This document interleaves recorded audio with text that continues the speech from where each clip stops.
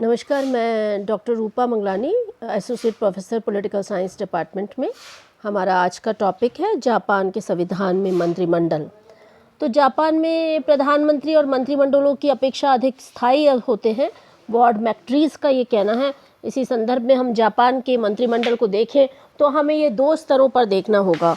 पहला स्तर ये कि मेइजी संविधान में मंत्रिमंडल की क्या स्थिति थी, और दूसरी बात कि शोवा संविधान में मंत्रिमंडल की क्या स्थिति थी। तो दोनों को ही अगर हम देखें तो मेइजी संविधान के अंतर्गत कैबिनेट और प्रधानमंत्री शब्द का कहीं भी प्रयोग ही नहीं किया गया था, और 1889 में इस संविधान मेइजी संविधान को लागू किए जाने के 4 साल पहले ही सम्राट ने एक अध्यादेश के अनुसार कैबिनेट की स्थापना की थी, और संविधान ने भी एक प्रकार से उसे मान्यता दी थी। तो जापान के मेइजी संविधान के अनुच्छेद 55 में केवल यही कहा गया था कि राज्य के विभिन्न मंत्री होंगे जो सम्राट को परामर्श देंगे और उसके लिए उत्तरदायी होंगे।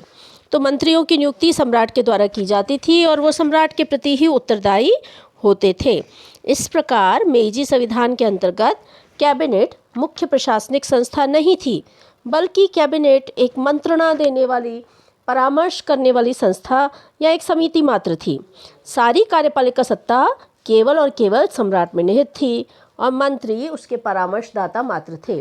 परामर्शदाता का मतलब है सलाहकार।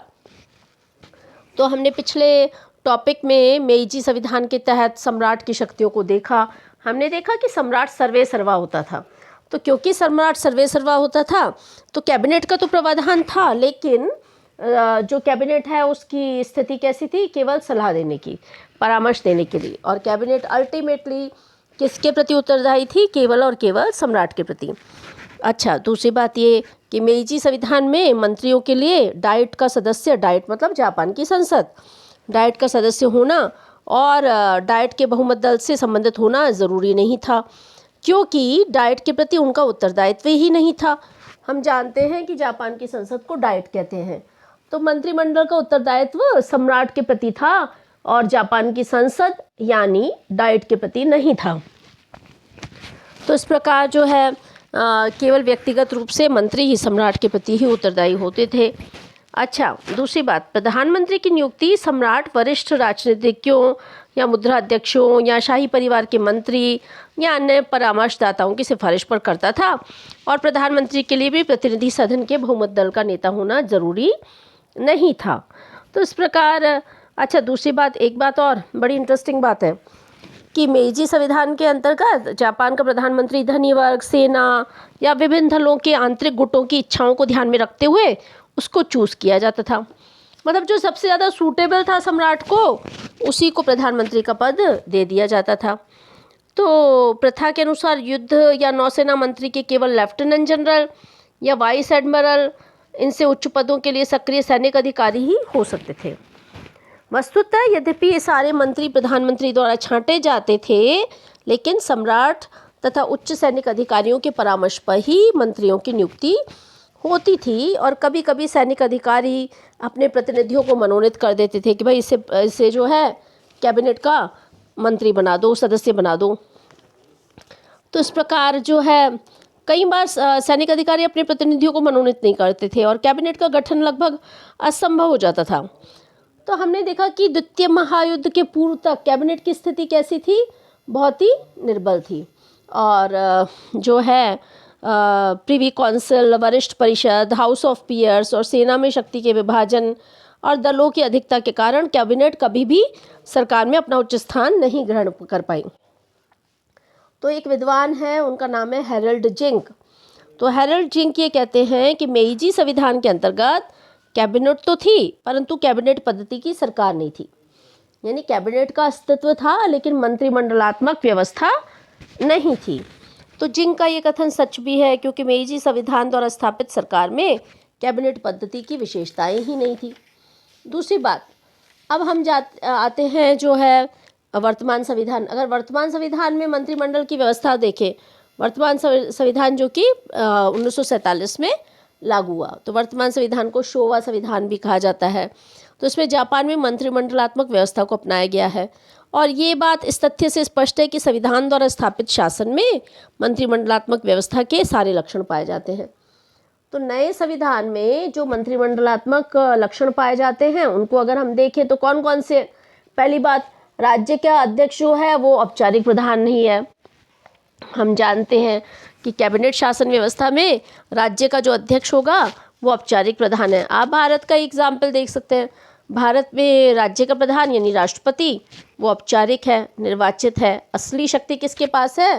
प्रधानमंत्री और उसकी कैबिनेट में है। तो इसी तरह से जापान में भी मंत्रिमंडलात्मक पद्धति की इस विशेषता को अपनाया गया है। राज्य का अध्यक्ष मात्र औपचारिक प्रधान होता है, सम्राट की शक्तियाँ सीमित हैं और वो कैबिनेट की बैठकों में भाग भी नहीं लेता।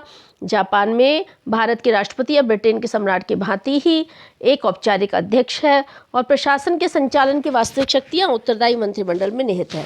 सम्राट राज्य और लोगों की एकता का प्रतीक मात्र है। इसी तरह से दूसरी बात है, विधायिका और कार्यपालिका के बीच घनिष्ठ संबंध है। जापान में कैबिनेट ब्रिटिश प्रधानमंत्री के मंत्रिमंडल के समान ही डाइट का अभिन्न अंग है।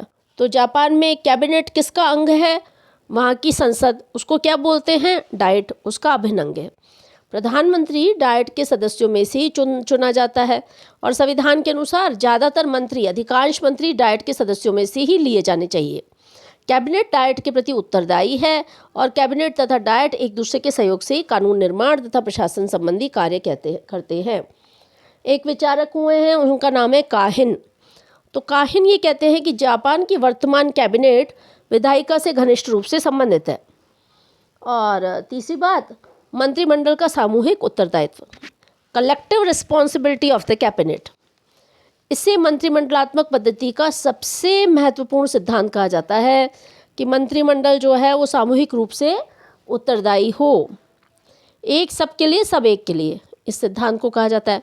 तो मेइजी संविधान के अंतर्गत इस सिद्धांत की पूरी तरह से अवहेलना की गई थी। जो जापान का पुराना संविधान, जिसको मेइजी संविधान भी कहते हैं, उसमें तो इसकी अवहेलना की गई थी। लेकिन जो नया संविधान 1947 में जो लागू हुआ उसमें ये स्वीकार किया गया है। किसको स्वीकार किया गया है? मंत्रिमंडल के सामूहिक उत्तरदायित्व को स्वीकार किया गया। अच्छा, कहाँ है ये? जापान के नए संविधान के अनुच्छेद 66 में है। अनुच्छेद 66 क्या कहता है? कार्यपालिका शक्ति के प्रयोग में कैबिनेट डाइट के प्रति सामूहिक रूप से उत्तरदायी होगी। डाइट के द्वारा कैबिनेट पर प्रश्न, आलोचना करने और अविश्वास प्रस्ताव के माध्यम से नियंत्रण रखा जा सकता है। अच्छा, एक और महत्वपूर्ण जो विशेषता है वो है राजनीतिक सजातीयता। तो मंत्रिमंडल का एक पॉलिटिकल होमोजेनिटी एक बहुत महत्वपूर्ण होता है। अच्छा, ये होता क्या है? मंत्रिमंडल सामूहिक उत्तरदायित्व के सिद्धांत के अनुसार काम कर सके, इसके लिए मंत्रिमंडल में राजनीतिक सजातीयता आवश्यक होती है।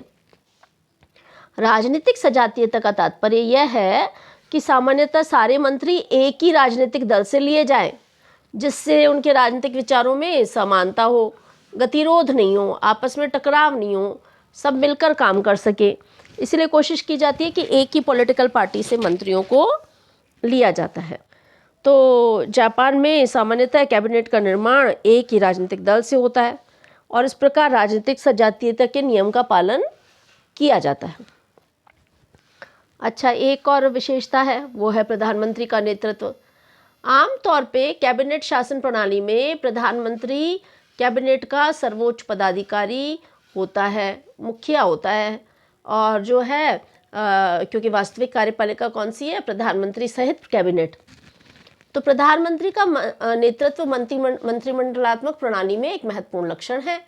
तो जापान का नया संविधान, जिसे शोवा संविधान भी कहा जाता है, जो कि 1947 में लागू हुआ, उसमें प्रधानमंत्री को कैबिनेट का प्रधान कहा गया है।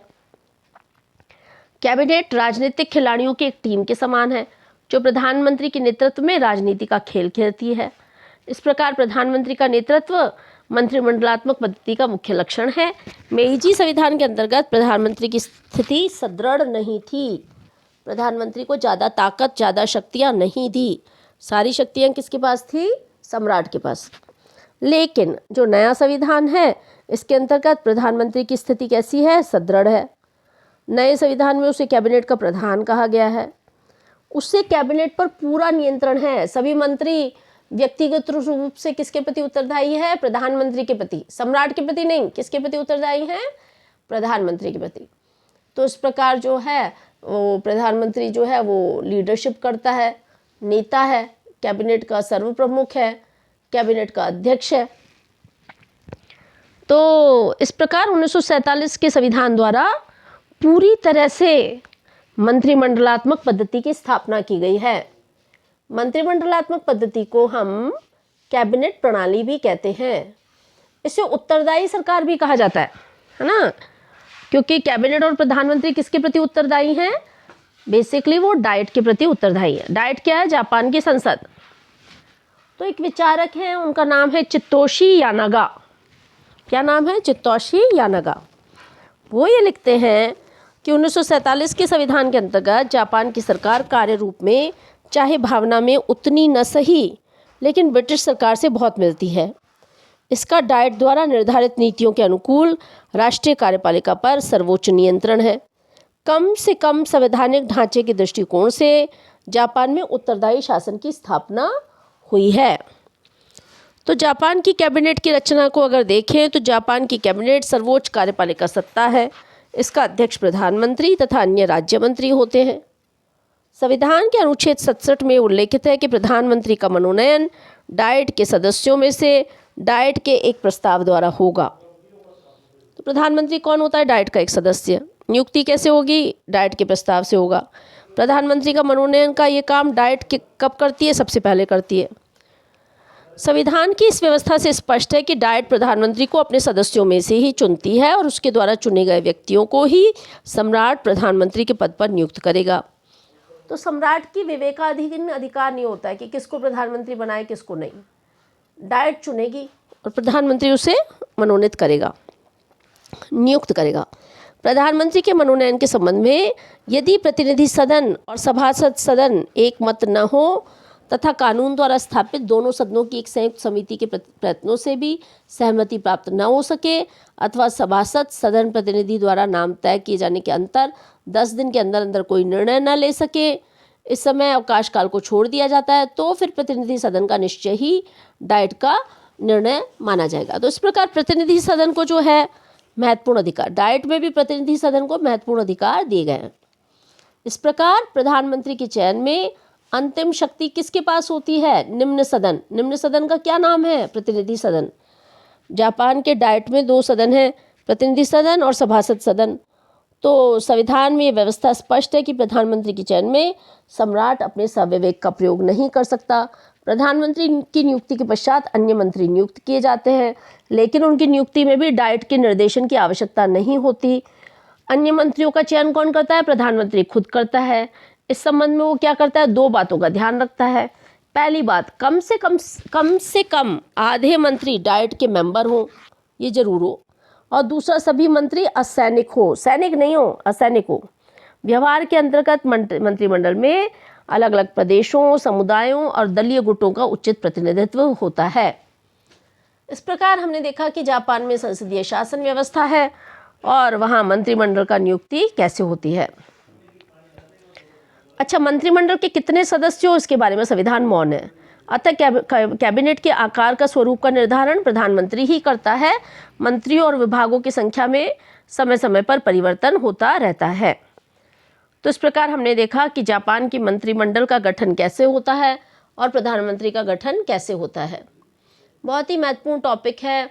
आप इसको पढ़ें और देखें कि पुराने संविधान में कैबिनेट की स्थिति क्या थी, नए संविधान में क्या थी, संसदीय शासन व्यवस्था के कौन कौन से तत्व हैं, मंत्रिमंडलात्मक प्रणाली कैसे अपनाई गई है, मंत्रियों का चयन कैसे करता है। इन सब चीज़ों को तैयार कीजिए और इसमें अपन कोई दिक्कत होती है तो जब हम मिलेंगे तो इस पर चर्चा करेंगे। अपना ध्यान रखें और अपने परिवारजनों का भी ध्यान रखें। Thank you so much. All the best.